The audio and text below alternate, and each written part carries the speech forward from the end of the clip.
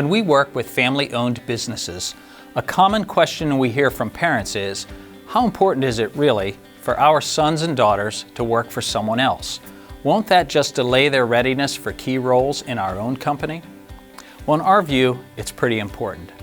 We generally recommend that before you hire a next-generation family member into a career-level position, you first require them to work for a company that is neither owned nor otherwise connected to your family enterprise. Sons and daughters need to work in a setting where they are not seen nor treated as special in any way.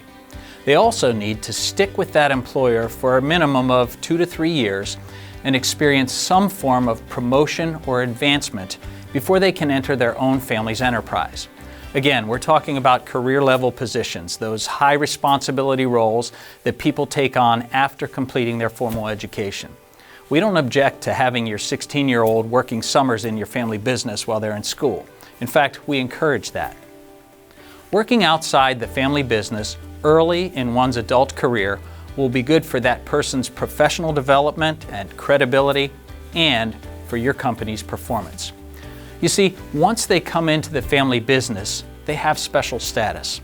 Even if your son or daughter has a great attitude, is super responsible, and works harder than everybody else, they're still almost certain to receive more attention, more support, and more opportunity than non-family employees.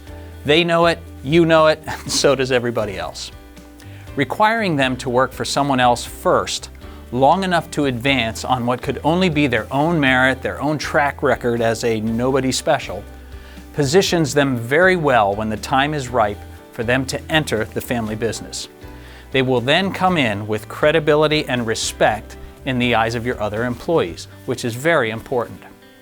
Furthermore, they are likely to come to you with a healthy balance of self-confidence and humility.